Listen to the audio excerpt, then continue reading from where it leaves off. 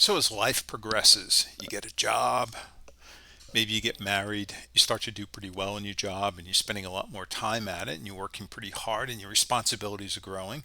Then maybe you have kids and then you want to start to plan for college for your kids. So you're trying to save money and ensuring that your income is consistent so that you can build on that. And then as you even get further older, you then ensuring that you're saving money for retirement, all while increasing your responsibilities and adding pressure to your life. It's good stuff for sure, and it's a good life, but it creates pressure, it creates tension, and as you get older, there's a biological thing that happens that limits your sleep. So all this can impact your sleep. But one thing I've found is that sleep is like a superpower. If I get a good night's sleep or a week of good night's sleeps, I could do more at work. I'm clearer in my thinking and I'm better for my family. So sleep is super important. And that's why I wanted to put this together. Just some very practical, evidence-based tips. Nothing new age here. Things that work for me. And I've gone through a lot of different things to be able to sleep well at night. Doesn't always work. I still do have some sleepless nights, but these things really help. So I'm just going to get right to it. I'm not going to spend a lot of time on sourcing where it came from. I'm just going to be direct. I'm not a healthcare provider, so this is stuff that I just found that worked, and I hope it works for you. So the first thing I find is that process all your information and emotions during the daytime, during your work time. So for the last decade or so, I've been working from home and it's kind of worked out well. So what I do is I have a routine at the end of the day, and I'll bring this up a couple of times. And what I do is I make sure that I'm spending my emotional period during the day. And when I shut down at the end of the day, I'm sorting out how the day went at that time. So I take about 15 minutes and I review how did the day go? Do I need to do anything to address things that happened today tomorrow? And if I do, I create a plan for that. I'll write it down, a to-do list at a minimum. And what I also do is I make sure that during the day, I allow myself a little bit of time, not during a meeting, not when I'm speaking to people, but when I'm working on things, to drift away. I limit it. I make sure that I'm not spending the whole day daydreaming, but I do give myself a little bit of time to explore that. That way, during the day, I'm thinking about things, I'm exploring ideas during the day. At the end of the workday, I'm really assessing how the day went and I'm coming up with a plan for the next day so that when my head hits the pillow, I'm not doing it then. So I think that's a big one. I've also find, and this may sound new agey, I'm not a new agey guy, but I found that meditating helps. And it took me a while. It took me actually a few years to be convinced of this. And what it really does is it relaxes me and it clears my head. That's what it does. And it shuts everything else out. It kind of helps you let go of things. And they talk about centering. I think of it as a reset. And then you could prioritize what's important to you. Because if you think about it, you're going throughout the day, the week, the month, and everything's getting jumbled together. And you're not quite sure how to process it. When you meditate, it really lets go of everything. And then you can kind of reload. And then you reload in the way that you want to. So I've even done this when my daughter is in an appointment, like a doctor's appointment. I've sat in the car and I've meditated for 20 minutes and it's helped. I believe it's lowered my blood pressure as well. And as you get older, that's kind of an important thing. So I try to designate about 20 minutes a day to do this. I don't always get to it. I try to. Lunchtime's good, but anytime I can carve out that 20 minutes, it's really helpful. Now, to get started, there are a lot of podcasts out there. The one that I happen to like is one that's called Calm the Bleep Down. You could just search for it. But there are plenty of good ones out there. I even use it if I've had a particularly frenetic day and maybe with a lot of stress, or maybe somebody's really gotten to me that day and I can't let it go. I'll put my earphones on as I lay in bed and I'll do the meditation for 20-30 minutes. And what I find is that I'll listen to the podcast and I'm sleeping and I wake up and I have to take out the earpods, and that's good. So that works for me. So if you can, work by a window. Natural sunlight really helps calibrate with that circadian rhythm. So that's going to help your sleep. Also improves your mood. Springtime people tend to be a lot happier than wintertime, right? So if you don't have an office, and I work from home, I work in the basement. I do have a window, but it's like one of those windows that's a basement window, the smaller window. So find a way to work either in the cafeteria or at a minimum go outside for a walk or eat outside if you can. Get that sunlight, very important. Also move throughout the day. Now, I tend to get up and pace while I'm on conference calls. So even for Zoom calls, what I'll do is, because I like to stand up and maybe walk around a little bit, I'll kind of do squats, or I'll bend over, touch my toes a few times during a meeting, not while I'm speaking. I may pace while I'm speaking. So if I'm on a Zoom call, what I'll do is I'll shut the camera off, and so I can get up and move around. And I think it's pretty important to do that so that you're not sitting in your seat all day. And what you want to do is you build up kind of that tiredness throughout the day, so that by the time you're ready to sleep, you've got that tiredness built up. So it's your body and your brain is going to need it. Also, very important to be able to transition from work to home. So find a way to shut off work and move to your home life. Easier said than done.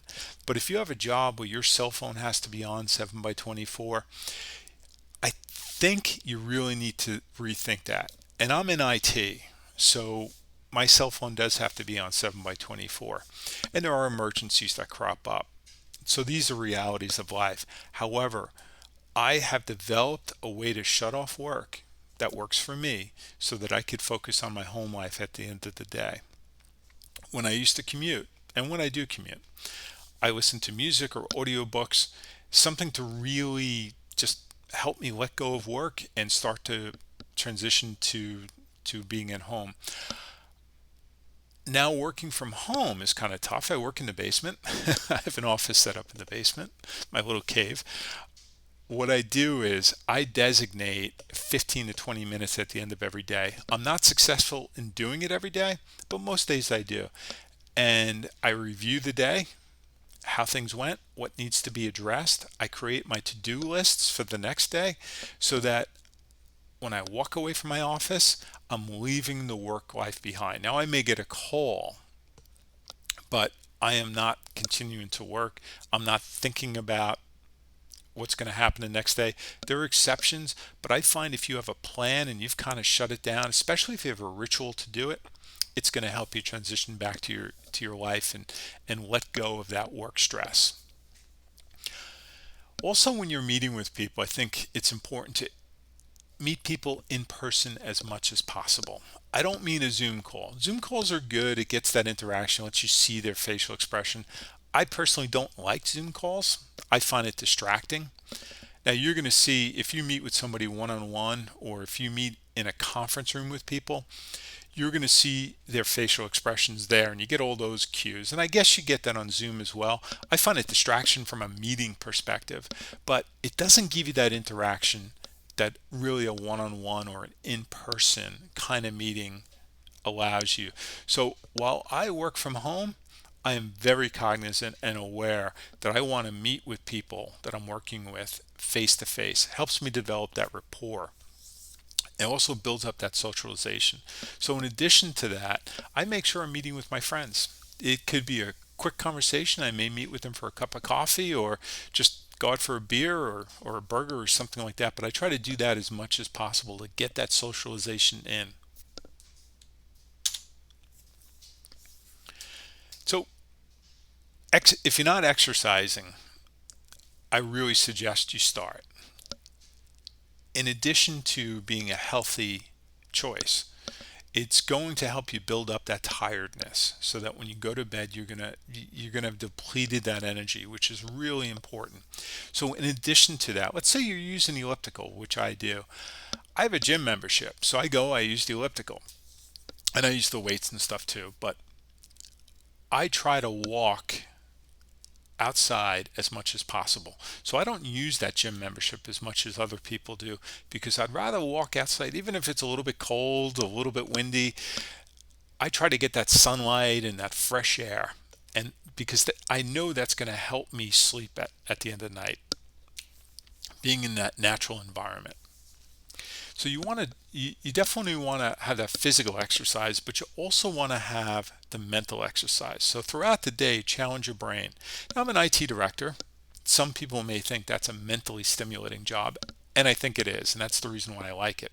However, there are many days that I feel like I check my brain at the door, that I'm just going through the motions because it's work. You have to get certain things done, and not everything is going to be exciting and challenging to your brain. So find ways to challenge your brain. Maybe it's just reading. Work on complex problems. Find those complex problems. Keep your ears open for them. Maybe you want to visit a museum. Maybe you want to visit like a historic site, or watch some educational and stimulating videos. So keep your brain working throughout the day. Find ways to do it. That's going to help get your brain a little bit tired as well as your body, and that'll prepare you for sleep. I think the to-do list is extremely important. It's extremely important for work, for your home life, to make sure you're getting things done, but it's also going to help you sleep. So there's a project management saying, it's a scuba diver saying, I think it came from scuba diving, but there's a project management saying, plan the work and work the plan. And that means get it down on paper. Don't let your work get away from you. Have a to-do list. What am I going to do? What do I need to work on? There are different ways of doing this. You may want to prioritize it. However it is, get it down on paper so you're not trying to remember it. And if you have things written down, then you get a little bit more comfortable with it. You're not going to have the answer for everything, but tomorrow can take care of itself. You can figure things out tomorrow. But if you have it written down, I need to figure this out tomorrow or next week, then you're not thinking about it and thinking about it to try to remember it. That's going to help you sleep. Also, just as a lot of people like to get up in the morning and go for a walk or a jog because the sun's coming up, that's a great way to start the day, and I think it is. Try it after dinner. Go for that sundown walk. It's going to help you clear your mind. It's going to signal to your body and your brain that it's the end of the day, and you'll start to relax. Here's a very important one. Not new agey, but I guess there's an overlap if we have a Venn chart here. But have a purpose in life. It's kind of deep, but develop a purpose in life. Develop what your passions are. What do you care about? And that's where you should be spending your time and your energy. It may or may not be work. For some people, it is work. For me, it's not. It's my family. It's my passion and interest in history and working with people. But even if you're just searching for that purpose, that is a purpose. So if you're doing that sort of thing, then you've got a more meaningful life. That's going to clear your conscience. That's going to help you let go of things at night. You're going to feel more comfortable with yourself, and that will allow you to go to sleep. So here's one that's probably pretty obvious. Avoid spicy foods, especially in the evening.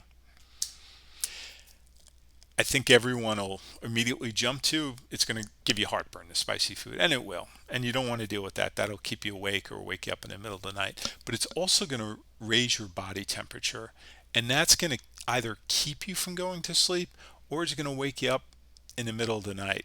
So just avoid those spicy foods if you can. I like spicy food, by the way, but I just try to avoid them later in the day. Limit your saturated fats. Saturated fats will cause you to have less restorative sleep. That's kind of a scientific fact. It's also not healthy. It's going to lead to a lot of other issues. And if you feel better about yourself and you're feeling more comfortable physically, it's going to allow you to sleep. Don't eat late. A lot of people say don't eat 2 hours before you go to bed. I agree with that. You don't want a heavy stomach. You may want to think about only eating between certain hours of the day, like 9 a.m. and 7 p.m. I'm not sure if the early part matters as much as the late part. So I would definitely cut off eating maybe after dinner. Avoid that late night snack. So boost your fiber. If you have a higher fiber diet, it's going to lead to better REM sleep. That's a scientific fact. You do want to be careful about fiber though. You don't want to overdo it. So if you're introducing fiber, whether it's a supplement or just the types of foods you're eating, you want to do it a bit slowly. It could cause some gastrointestinal issues, which could make your bedroom noisy and smelly. So you just want to be careful with it. But think about it, especially if you don't have a lot of fiber in your diet. Think about introducing it. It's going to pay off in ways more than sleep. And potassium is pretty important. If you've got enough potassium in your diet, it's going to reduce you waking up in the middle of the night. It's more than just cramps in your legs, although that's part of it. It's going to allow your muscles to relax. So eat bananas, sweet potatoes, white beans, avocados, and supplements. Stay hydrated throughout the day. So dehydration can cause you to wake up in the middle of the night. You don't want to get all of your hydration at the end of the day. You don't want to think, hey, I'm going to sleep. Oh, I didn't drink enough water, then have 3 glasses of water, because that will obviously make you wake up in the middle of the night. So be aware and drink enough water during the day, not the drinks. Certainly coffee and tea are going to dehydrate you, but things like Gatorade and stuff are going to give you more than you need from a what they call electrolytes. You don't really need all of that during a normal working day. So drink water and wash your sheets.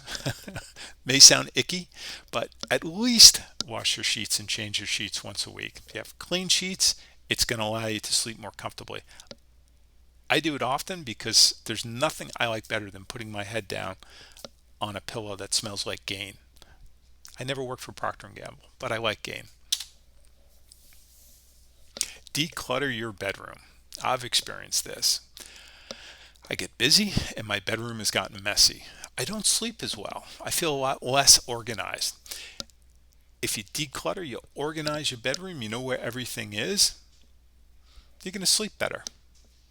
You're going to have a better overall sense of wellness. Trust me on that one. You're going to need a bigger bed. This is going to depend upon you and your partner, or just you. But people tend to toss and turn throughout the night. I think one study said about 70 times during the night people toss and turn. If you have a partner in your bed especially, you don't want to be bumping into them. So consider.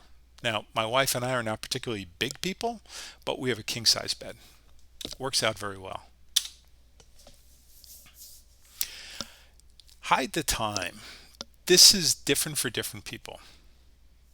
Now, I don't like to watch the clock when I'm trying to sleep, and it creates anxiety for me. So I hide my clock, I hide my watch, I make sure my iPhone isn't viewable.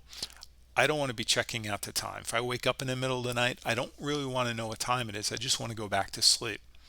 So it creates anxiety for me if I see the time. So no watches, no clocks, no cell phones. Now, caveat here is this works different for different people. If my wife doesn't have a clock to look at, she worries about it. So her anxiety is on the other side of the coin. So we set up the clock so she could see it and I can't. Something to consider. This is one I really believe in. We're in the age of Kindles and Nooks and iPads. If you read before you go to bed, use a regular book. Number one, it feels better. It's classier, right? It's more classic.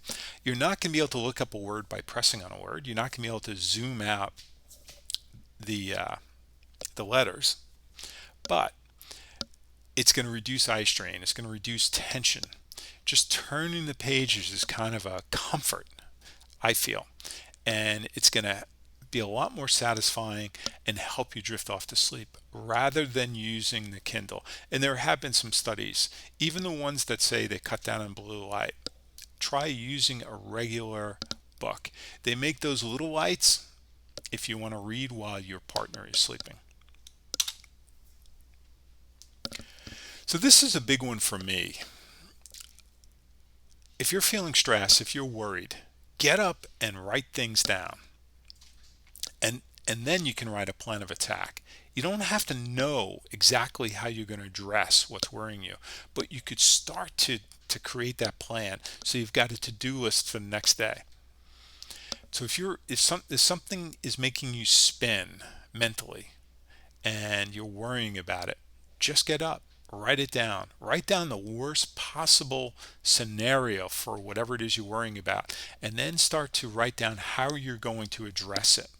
Dale Carnegie has a whole book on this, and I really recommend, if this is an issue for you, and it was for me, read his book, How to Stop Worrying and Start Living. It's by Dale Carnegie. If you've ever taken one of his courses, they're awesome. So if this is an issue for you, I really recommend you looking into the Dale Carnegie book if you haven't already. Along those lines, gratitude. Count your blessings. If you're laying there and you're worried about something, try flipping the narrative. Think about your family. Think about your job. The fact that you have a job. Think about your health. If you're a healthy person, think about the basics, because you've got a lot to be thankful for. Everyone has something to be thankful for. Try to stay on that positive path and count your blessings instead of counting sheep. Count all the things that you're thankful for. Think about your brothers, your sister, your mother, your father, your friends, all those positive things. Also, I find that if I try to hold back those negative thoughts too much, they persist. So then I try a different tactic. I just let it go. It's like holding a pencil and just releasing it. Another way to look at it is, don't hold on to the thoughts too hard, whether they're positive or negative. Just let them go. Let them come in the front door and out the back door. And by then, you may be able to start to drift off to sleep. If you do have to wake up in the middle of the night for a bathroom break, try to keep your eyes half closed. You don't want to bump into anything or hurt yourself, but try not to fully awaken yourself. Definitely resist the urge to grab that iPhone. I know a lot of people, and I think it's kind of icky, but a lot of people grab their iPad or iPhone as they're walking to the bathroom. Do not do that. Do not do that. That will wake you up. As I said, I think sleep is a superpower. You're able to think more clearly, you've got more energy, you're able to get more done, you're able to focus more on work and your family life. So hopefully these tips were helpful for you.